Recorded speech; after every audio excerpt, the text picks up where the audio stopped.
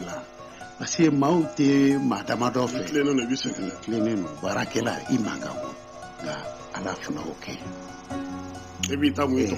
mais adamaden ala ye kɛnɛya ni ɲɛsi barika fɛn mun b'i mago ɲa ni kumaw ni kɛlɛw i b'a sɔrɔ a bɛ mago dɔ ɲa ka mɛn nene ni bɛ t'u jaabi hali n'i y'a di a yɛrɛ n b'a lajɛ ça me dit rien parce que i ka mɔgɔ minnu bɛ e ka journal fan n'i b'i muso balo a la i b'i den balo a la i bɛ waleya min kɛ ani jɔyɔrɔ min b'i la bi na e yɛrɛ bɛ fɛ k'o ka taa sira jumɛn fɛ ne ka jateminɛ kɔnɔ Mali ko kɛra fanga ko Mali jamana maralaw mun bɛ jamana kɔrɔ dɔn fanga mun filɛ nin ye ni mɔgɔw b'a ɲini a dira mun de kama sariya tɔ o de bɛ Mali kɛnɛ hakɛ fɔ an da cɛ ye hakɛ wa u tɛ k'u si ka kɛ mais a bɛ f'u bɛɛ ma Mali tɛ jamana parce que sariya kelen bɛ maa minnu fara ɲɔgɔn kan ka u ka ko latigɛ. Balimakɛ i tɔgɔ ni jamu? Ne tɔgɔ Hamidu Tɛnbine. Hamidu Tɛnbine. Oui. I ka ɲininkali? Ne bɛ fɛ ka Basiri ɲininka. I bɛ mun di Aidara ma terrain ko la o? Voilà, a ka dɔ f'an ɲɛna o la. Aidara ka terrain. Voilà. Ayiwa i ni ce. Ça va. 20 21 00 11. Allô? Allô? Allô, Kadi Ibrahim. Balimakɛ i tɔgɔ ni jamu? Balugu Kante de don. Balugu Kante i ka ɲininkali ye jumɛn ye? Jamana bɛ ka ministre ɲininka min na.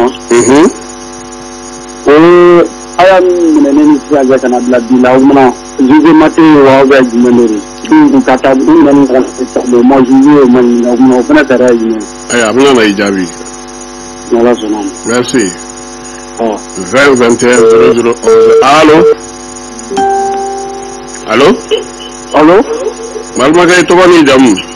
Ablaye Jara. Ablaye Jara i ka ɲininkali ye jumɛn ye? Ne ka ɲininkali ye min ye. N bɛna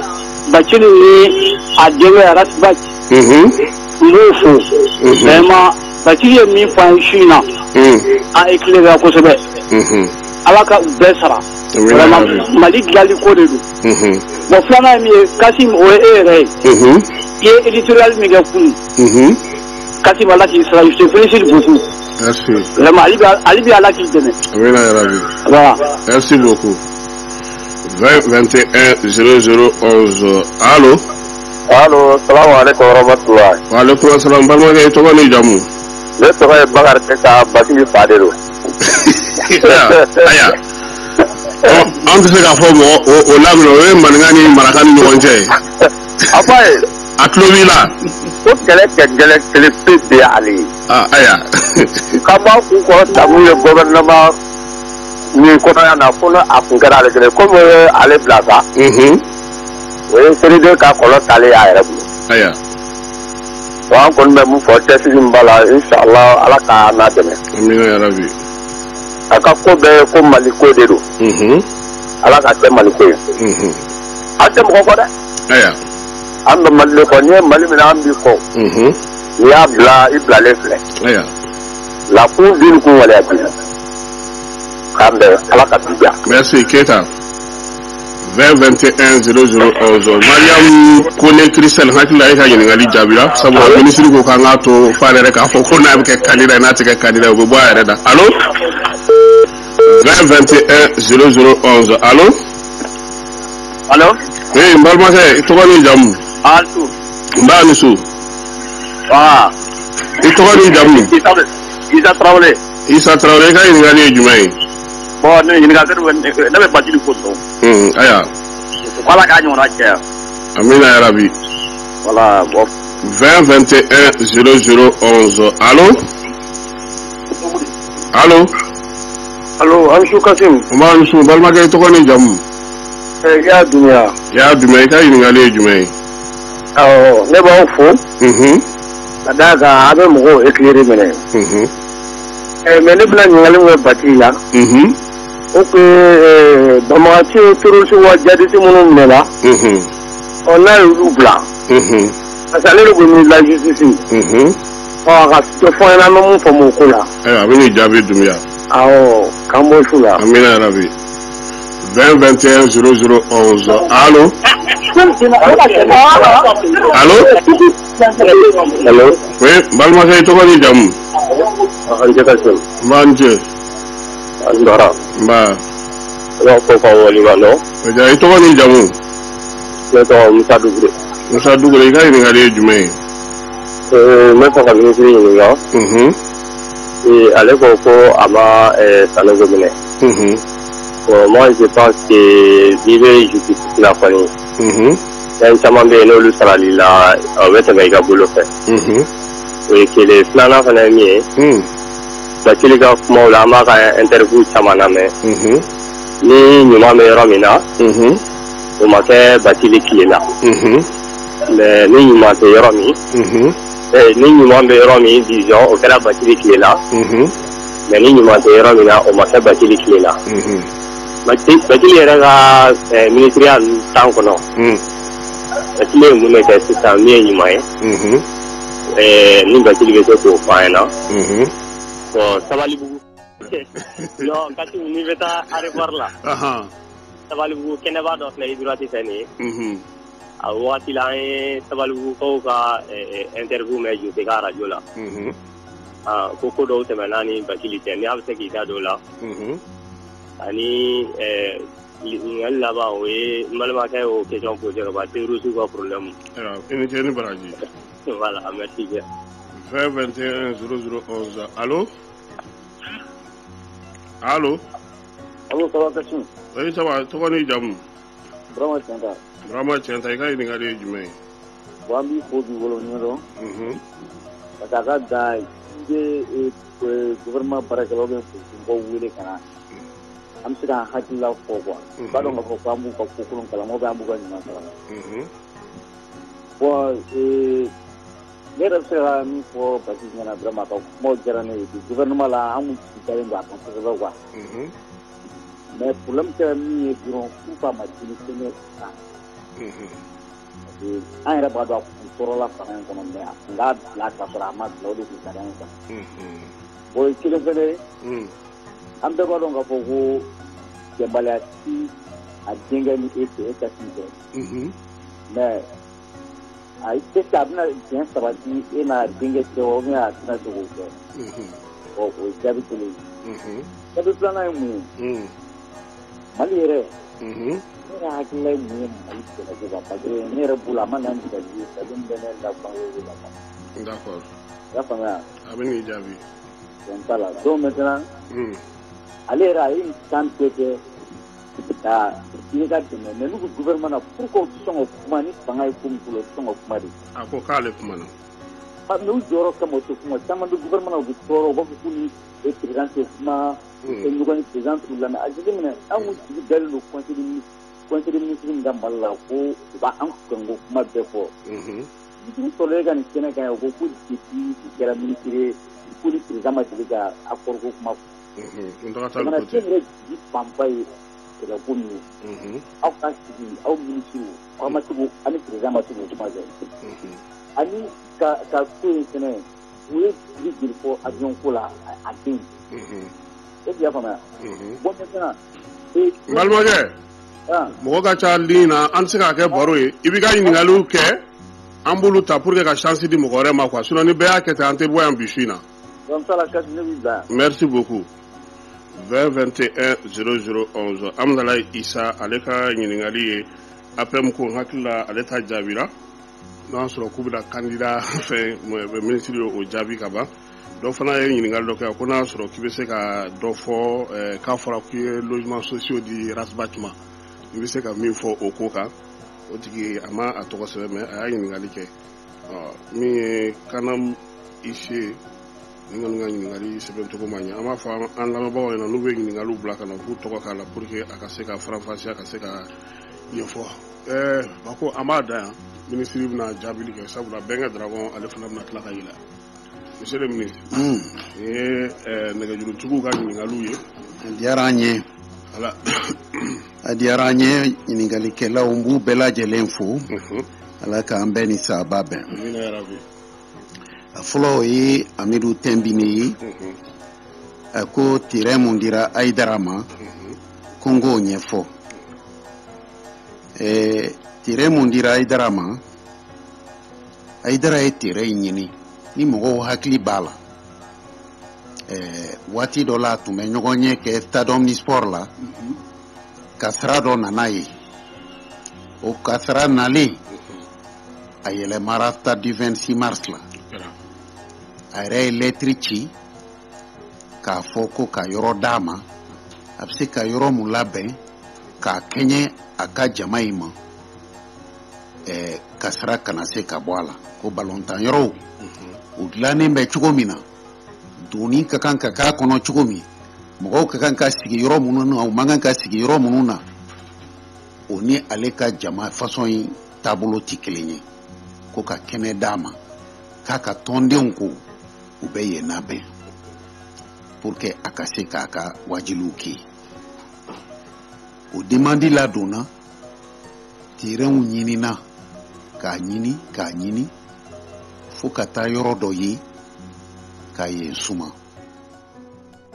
tɔn in ma tɔn in bɛ baara mun k'a kan a ɲɔgɔn tɔn wɛrɛw bɛ se k'a ɲini ka taa k'a kan o ye fɔlɔ ye filanan terrain cogoya si la Aidara tɛ se k'a feere Ansardine tɛ se k'a feere a tɛ se k'a feere tɔn bɛ baara de k'a kan hali ni tɔn in bɛna ci n'a kɛra ci fɛn ye terrain in tɛ feere gouvernement b'a di a ɲɔgɔn tɔn wɛrɛ ma pour que bateau ka k'a kan o de bɛ sariya kɔnɔ a ɲinina n'o dalilu de ye a fɔra a bɛ di n'o de ye a kuma fɔ yɔrɔ n'a fɔcogo jama y'o ta o m'a faamuya mais u jo don n'u ye fɛn mun mɛn n'u m'a faamu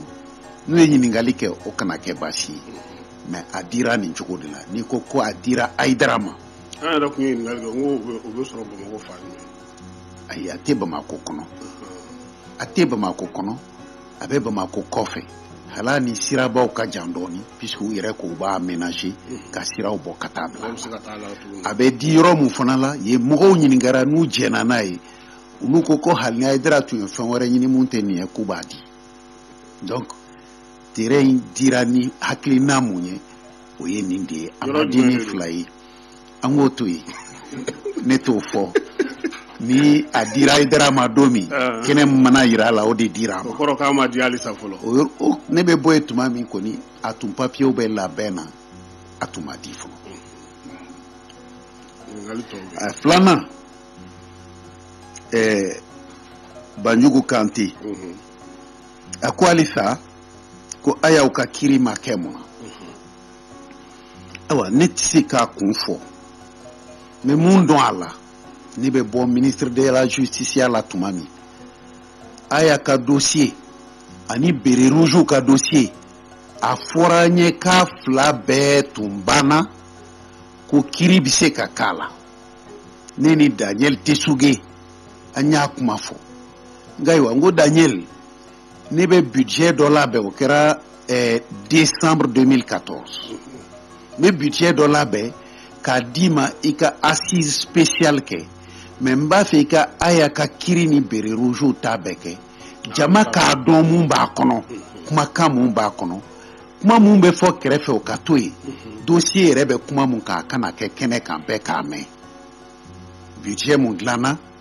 a bɛnna 42 millions ma an y'a fɔ ka engagement kɛ o k'a sara o kɛra décembre janvier ne wulila ne yɛrɛ kɔni bolo a bɛ kɛ mars an bɛn n'o de kan mais ne bɔra yen n bɛ domaine na mars tɛmɛna avril tɛmɛna a ma kɛ n ye sɔ do président na n ko président ne bɛ bɔ justice la tuma min nin dossier fila tun bannen don an tun ye budget sigi ko kiri bɛ kɛ nka i ko ne tɛ yen sisan ɲɛ b'a la n ye waati min fɔ o tɛmɛna n'o ye mois de mars ye an bɛ avril la i jija i k'a ɲɛfɔ ministre kura ye ani premier ministre ye u ka kiri fila nin kɛ yanni 2018 cɛ n'i m'a kɛ nin kiri fila kuma bɛna bɛn élection ma ko bɛɛ bɛna don a kɔnɔ ka sɔrɔ mun t'a kɔnɔ n ko kiri in ka kɛ k'a sɔrɔ a ma bɛn wagati ma ne dɔnyɔrɔ a kuma la a danna ye puisque n y'a labɛn ko kiri tun ka kɛ mars 2015 mais o y'a sɔrɔ ne tɛ ministre ye avril 2015 n y'a ye a ma kɛ n ye sɔrɔ président na n ye nin fɔ a ye bon a ma kɛ donc ne ma n da don a la tugun puisque n'a t'i ka bolo kan i t'i da don a la. min dara e kan o ministre fana ma se k'a kɛ. N'i y'a ma kɛ fo ka se bi la c'est que a ma kɛ de ye a banna ne b'a fɔ a ma kɛ an bɛɛ b'a jateminɛ. hali na dɔw kun daminɛ ka tila ka ɲɔngiri. voilà Ablaye Jara ani Bakari Keita ani Issa Traoré olu bɛɛ ye folikanw de fɔ ne yɛrɛ b'u fo u ka lamɛnli n'u ka faamuya la a diyara n ye ala ka faamuya ye ala k'a di an bɛɛ lajɛlen ma Mali ko la. Yaya Dunbiya o ye ɲininka ko munna djihadistes ni terroristes ko ne y'olu libéré b'a fɛ ka mun fɔ Yaya Dunbiya ye ne nana donner gouvernement na n'u bɛna libéré tuma min o tuma de ne welela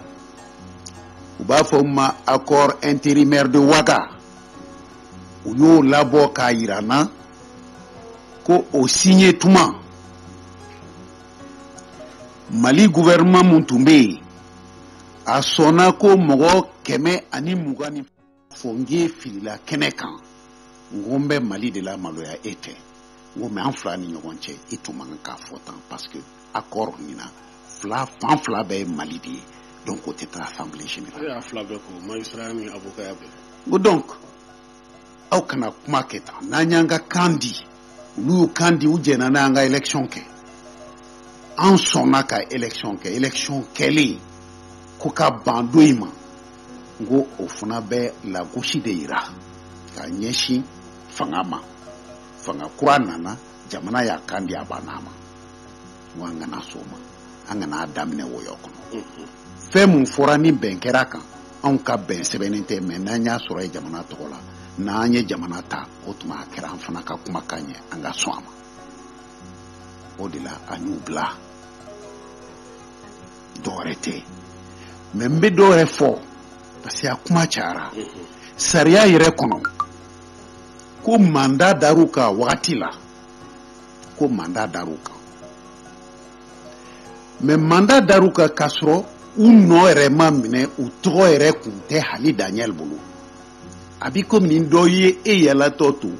ka mandat da i kan mais i minɛ kun a m'a dɔn fɔlɔ ala t'i tɔgɔ dɔn sariya la o mandat fana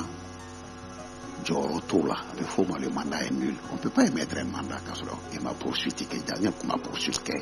an bɛ tiɲɛ de fɔ ɲɔgɔn ye Mali sariya ko in dɛ n'an m'a jɛya ɲɔgɔn ye a bɛ kɛ mɔgɔw ɲɛna k'i bɛ ban ko dɔw ma o tɛ i bɛ ban a kan ka da kun de kan o don kama o fana kun tɛ yen o don kama n ko Daniel ye n ko accord de Ouaga o bɔra yen n ko accord jɔn tun ka kan ka ratifier Mali kɔnɔ n'a ma kɛ n ko an taara accord mun signé CEDEAO fɛ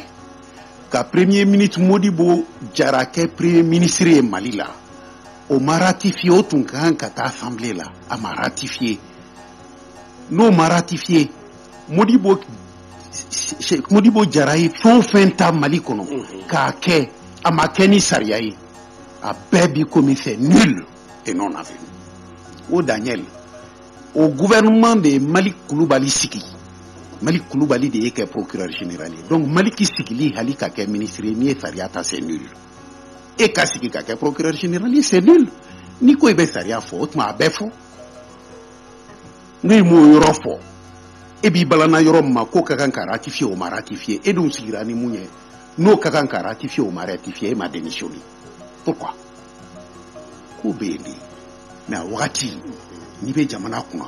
aw tɛ bɔ ka ɲɔgɔn ko fɔ i y'an wele ka nin ɲɛfɔ an ɲɛna a wagati la i bɛ tiɲɛ de fɔ nin de ye tiɲɛ ye ne tɛ bɔ nin kɔnɔ nin de kɛra Mali kɔnɔ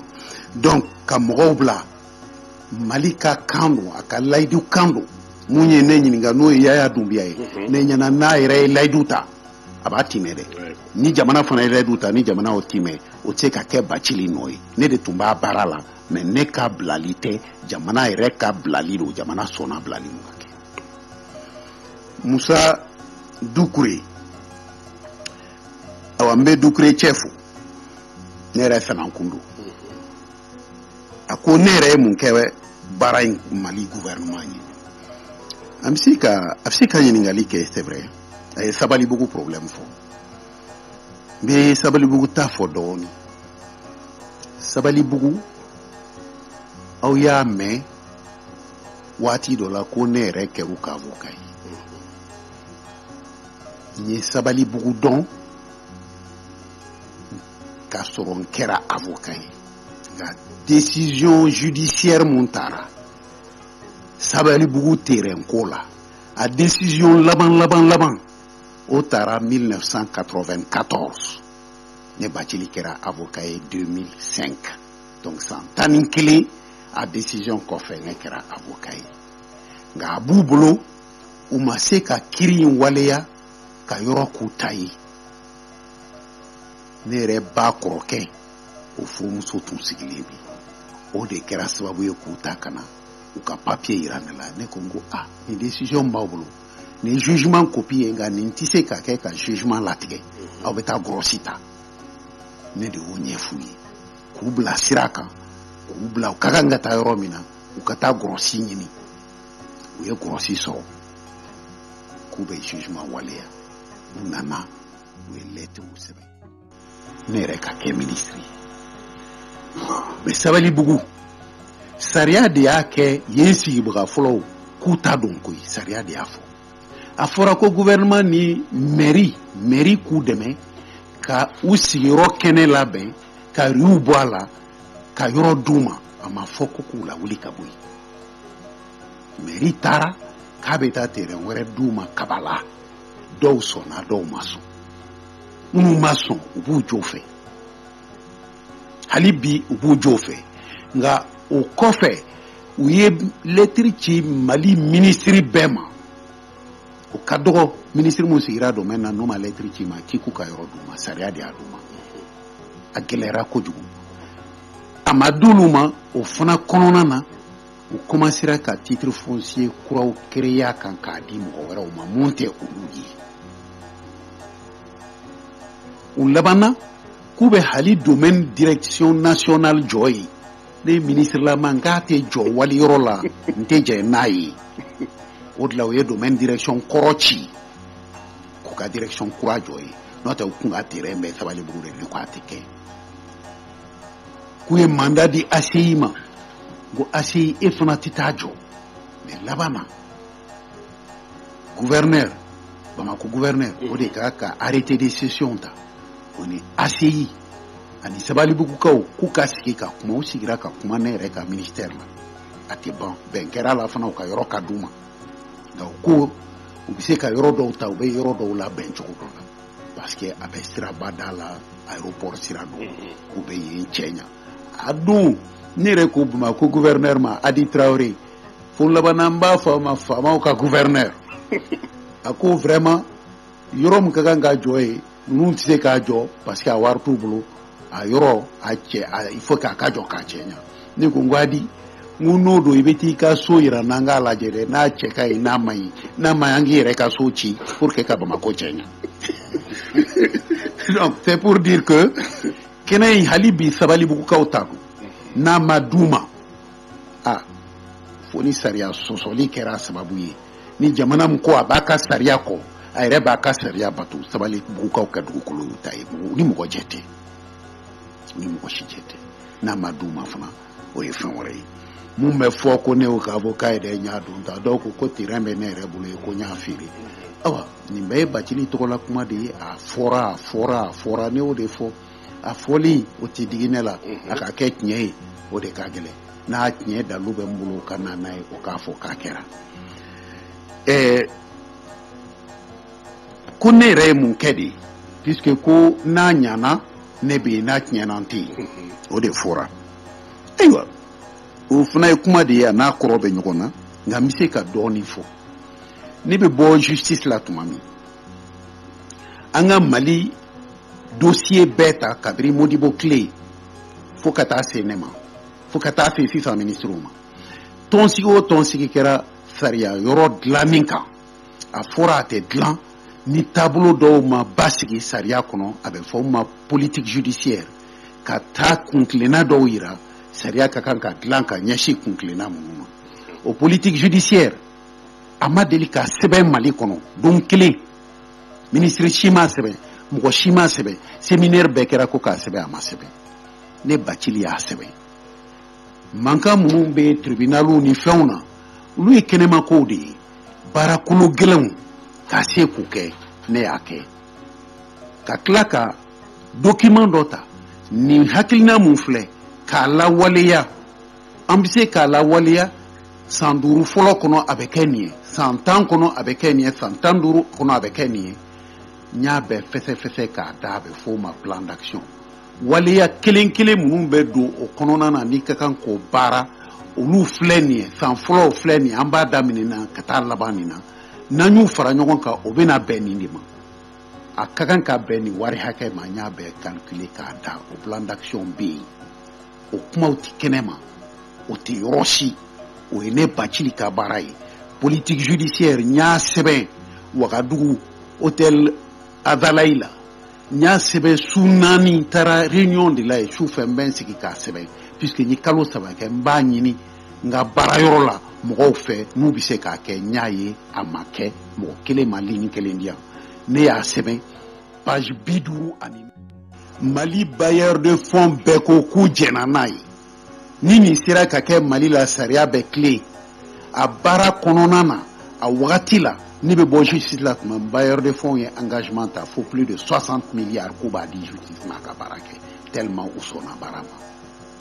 mais ne taara a dossier dalen bɛ ale bi a ma kunu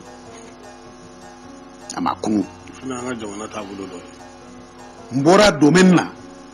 an k'a lajɛ états généraux sur le foncier kabiri Mali sigira politique domaniale foncière ma kɛ réforme judiciaire ma réforme foncière ma kɛ bi n ye politique foncière et domaniale sɛbɛn k'a ban k'a da k'a ladon fo conseil des ministres tableau kan mɔgɔw ɲɛ t'o la dɛ o ye baaraw ye mun bɛ Mali yɛrɛ dɛmɛ a ka taa faamuyali sɔrɔ n bɛ fɛn dɔ fɔ dugukolo ko la dɔrɔn mɔgɔw k'a faamu ni ko faransi nafolo b'a bolo ko faransi Amérique nafolo b'a bolo ko Chinois nafolo b'u bolo u ka dugukolo a mètre kelen tɛ yen mun sumalen tɛ k'a kɛ titre ye ka valeur k'a la n'i ko k'u ka jamana sɔrɔ u ka dugukolo bɛ bɛn sɔrɔ hakɛ mun ma u b'o don u ka sɔrɔ kɔnɔ n'o yɛlɛnna u bɛ kɛ nafolotigi ye n'u taara k'u bɛ juru ta juruba bɛ don u la k'a kɛ sababuya k'o ye a bɛ fɔ o ma produit intérieur brut n'i y'o ta a bɛ fɔ k'olu ka jamana i b'a sɔrɔ jamanaden kelen n'i ye sɔrɔ tila a bɛ dollar 15 bɔ o b'o sɔrɔ mais Mali la a bɛ fɔ hali anw tɛ dollar 1000 sɔrɔ n'i ye sɔrɔ tila donc mɔgɔ min bɛ 15 sɔrɔ dollar la n'o taara juru ɲini a bɛ d'o ma caman e mun tɛ 1000 sɔrɔ juru caman tɛ bɔ i la mais u ka sɔrɔ kɔnɔ u ka dugukolo fana niyɔrɔ b'a la parce que dugukolo labilalen tɛ ten k'a fɔ ala y'a di yan dɔrɔn y'a labila ten u y'a ta k'a kɛ sɔrɔ ye ka papier k'a la ka titre k'a la k'a ladon u ka sɔrɔ kɔnɔ titre mun sariya b'a protéger o de la ne ko an ka titre dilan an ka dugukolo la k'a di jamanadenw yɛrɛ ma fu u ka impôt sara titre in kan mais titre in bɛ don jamana yɛrɛ sɔrɔ kɔnɔ a ka sɔrɔ bɛ yɛlɛ a ka juru ta n'a bɛ juru ɲini a bɛ yɛlɛ caman bɛ don a la baara bɛ kɛ titre mana di minnu fana ma olu yɛrɛ bɛ se ka taa juru ta n'u ka titre u bɛ baara kɛ donc baara bɛ don Mali kɔnɔ o bɛ kɛ ne ye nin bɛɛ labɛn ka hali sariya minnu bɛ ta ka tilen nin hakilina ma n y'a sɛbɛn a dalen bɛ yen n taara k'a to donc Doucouré fɛnba 2 don Mali kɔnɔ kabiri Mali sigira 1960 t'a don papier bɛɛ kɔnɔ ne Bathily fana y'o f'i ye i ka taa lajɛ i bɛ nin fɛnba 2 kofɔlen sɔrɔ k'a ta an ka kɛ yɛrɛma hɔrɔn ye 60 o san na fo kana bila sisan la ko n'an ma nin kɛ gɛlɛya dɔw tɛ bɔ an kan a ma kɛ ne Bathily y'u kɛ k'u dalen to yen n y'u dalen to yen dɛ ngalonte hal ni ko sini akopi munu mbulungu bo kadimba bo kabi abemulu nyake donc nye dokew ka fo me yere fula ote me nye munke jamana yere benaka kabiri an mana fangala kabiri an be école la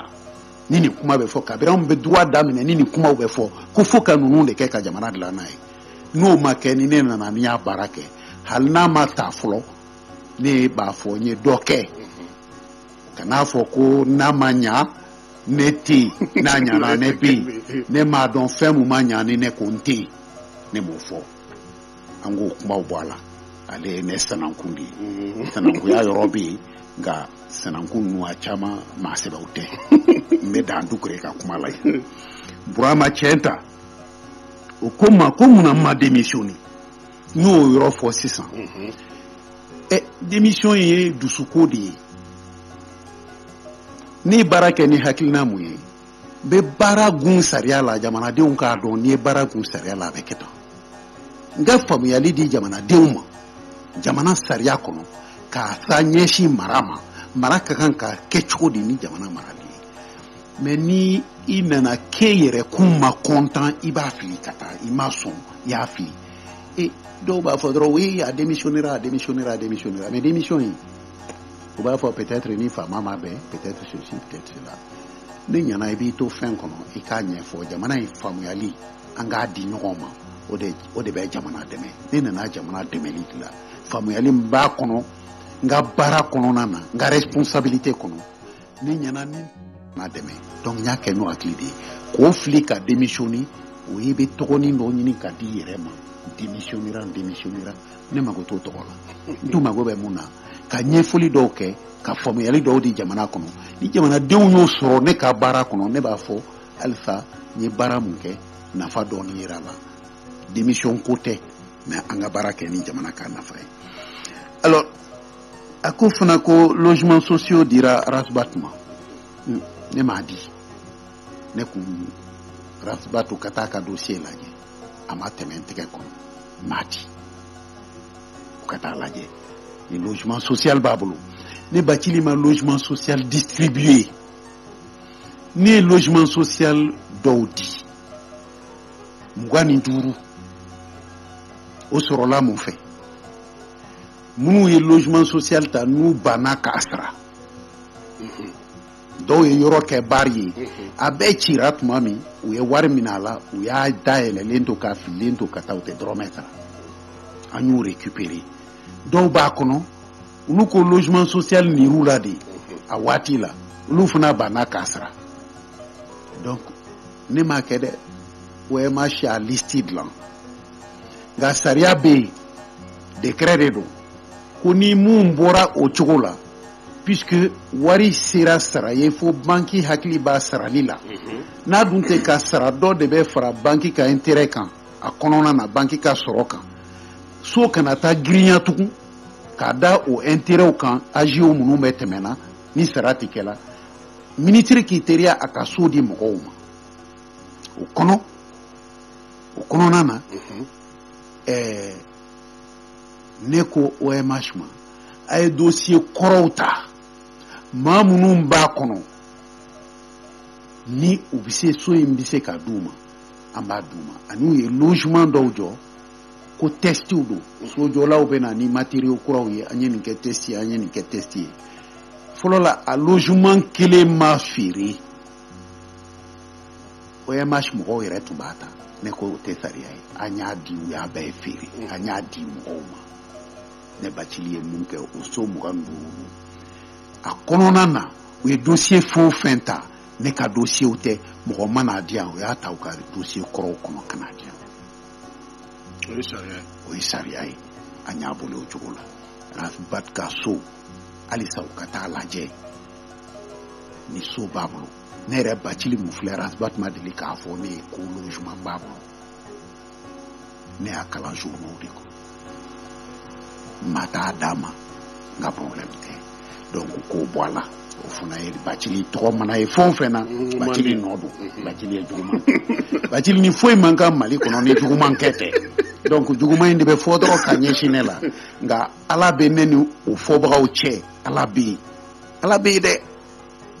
wallahi o fɔbagaw u k'a dɔn u bɛ ɲɛsin ne la sini jɔ don fana u bɛ ɲɛsin ala la u b'a kumaw u b'a dan tigɛ ala ye ni mun bɔra ala ye o don ne tɛ yen e tɛ yen nka o don sara bɛ yen dɛ u ko ko gɛlɛya bɛ e yɛrɛ Kasum ni Rasba cɛ ni min cɛ ka ɲininkali tɛ ne t'o dɔn koyi n m'a dɔn n t'a dɔn i ma ye wa Kasum ne ye livre kalannaba de ye livre min bɛ ne ka so kɔnɔ ne si bɛ kɛ livre san na ne yɛrɛ mana kun n'i ye ne lafiyalen ye dɔrɔn n ye livre dɔ sɔrɔ k'a dayɛlɛ n bɛ mɔgɔw reçoit dɛ nka n'i ye mɔgɔw bɔ n kɔrɔ ko n sigilen bɛ n tɛ foyi la n bɛ taa livre kalan ni n tɛ livre kalan n bɛ occupé yiri la yiri ka di n ye kojugu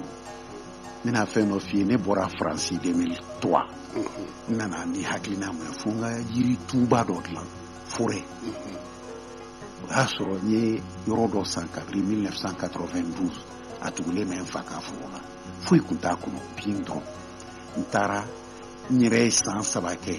ka taa ani mɔgɔw o ye forêt ye n dege yiri turu cogo la ka dingɛ sen cogo kɛ ɲɛna a bɛ mesurer cogo min k'a fɔ n yɛrɛ taara a kɔnɔ an y'a bɛɛ kɛ ne ani baarakɛla 2 n bɛ yiri san Bamakɔ n b'a kɛ n kun n bɛ taa turu ne ye yiri 10,7 de turu a bɛɛ falenlen bɛ bi n'i ko e kelen ka don a kɔnɔ ni mɔgɔ t'i ɲɛ i b'a fɔ fɛn dɔ bɛ minɛ a kɔnɔ parce que yiri ka di n ye livre kalan ka di n ye ka di n ye n bɛ n ka livre kalan donc radio lamɛnw ani kuma caman mɔgɔ tɔgɔ bɛ mun na jamana kunkan ko tɛ dɛ Rasba tɛ Kasum tɛ Karisa tɛ ne t'o lamɛn ne tɛ n ka temps perdu a la parce que ne ɲɛna o tigilamɔgɔw baara de t'u la jamana in baara n'a gɛlɛya ka ca o ma k'an bɛ mɔgɔ kunko ta don o don k'o kɛ an dalakisi ne t'a lamɛn yɛrɛ donc nin su in na tɛ ne t'a dɔn k'e ni Yusufu bɛ ɲɔgɔn na n'aw bɛ ɲɔgɔn na a y'a dabila a tigi y'o de fɔ ye ko n ka n da don a la o tuma n ye n da don a la a y'a dabila a banna. Monsieur le ministre an b'i fo. Merci. K'i waleɲuman dɔn. Merci. I nana an ka wele jaabi i ye Kiledu bonya an ka auditeurs bɛɛ lajɛlen bonya an b'i fo k'i waleɲuman dɔn ka layidu ta dɔrɔn n'Ala sɔnna ma waatiw mana se an na i wele ka na komi m'i kan bɔ fɔlɔ ni kan bɔli kɛra an b'a fɔ i ka primaire di Kiledu ma a kana kɛ RFI ye ni dakuruɲɛ laban min b'i bolo. Ni n bɛ déclaration mun kɛ ni n tɛ n présenter yɛrɛ ne bɛna déclarer ni n bɛ n déclarer fana ni n bɛ n présenter yɛrɛ n b'a déclarer mais n ka tɔndenw ko i présenter dɔw ko ne ma Bacili ni m'i présenter y'an janfa n ko n ye bɛɛ ka kuma mɛn a ye n to yen n ka n ta fɔ n ka hakili sigi la n bɛ n ta fɔ n ka hakili sigi la n ka n jɔ n jɔyɔrɔ la ni bɛ déclaration kɛ n bɛna presse bɛɛ wele a don n b'a kɛ mais n b'a fɛ ka mun fɔ ne bɛ n yɛrɛ ka bolo kan dɛ maa kana n bila IBK ka bolo kan i kana n bila mɔgɔ wɛrɛ ka bolo kan tɔw b'u bila u yɛrɛ ka bolo kan cogo min ne bɛ n ka bolo kan ten ne ni IBK kumana n'an bɛnna ni n ko n bɛ taa n bɛ n to n yɛrɛ ka bolo de kan ka taa n t'a ta ye ale tɛ ne ta ye an ka tiɲɛ fɔ ɲɔgɔn ye IBK ko u k'a dɔn aw bɛ se ka jɛ kumakan ni layidu de kɔnɔ ni o ma tɛmɛ aw cɛ bɛɛ b'i yɛrɛ ye bɛɛ ta y'i yɛrɛ ye ne bɔra gouvernement na ale yɛrɛ bɛ danaya kura ɲini n'a jamana kɔnɔ a tɛna se ka tɛmɛ n'a ka mandat ye tɛ n'a tɔgɔ ye IBK ye f'a k'i présenter donc anw minnu tugura k'a dɛmɛ an fana b'an ka dɛmɛ n'an b'a kuraya n'an t'a kuraya o fana b'an yɛrɛ sago la mɔgɔw kana an jagoya ko an bɛ IBK kɔ jagoya tɛ ne tugu a kɔ mɔgɔ minnu yɛrɛ b'o kɛ n'olu bɛ ne dɔn u ka kan k'a fɔ n'an m'a dabila Bacili tɛ tugu a kɔ mɔgɔ tɛ ne jagoya ka tugu i kɔ o tɛ se ka kɛ o tɛ n sɔn ye o tɛ n dacogo ye donc o kumaw ka bɔ a la jagoya tɛ janfa tɛ ale bɛ danaya kura ɲini ni ne bɛ tugu a kɔ n fana b'a lajɛ ni bɛ tugu a kɔ kuraya n b'a kuraya ko n y'a janfa mun na n y'a janfa o tuma Mali ye IBK janfa de wa n'a bɛna don élection kura la Mali y'a janfa minnu b'o kuma fɔ o tɛ Mali yɛrɛ ɲininka o tuma maliyɛnw 77% 60,61 aw votera IBK ye mun na aw b'a janfa fo a bɛna danaya kura ɲini aw fɛ a man kan k'o yɛrɛ ɲini ni ye kumaw de ye mun man kan k'a fɔ yɛrɛ ye an ka ɲɔgɔn bonya bɛɛ b'i yɛrɛ sago la jamana kɔnɔ mɔgɔ tɛ mɔgɔ sago la minnu bɛ nin kuma fɔ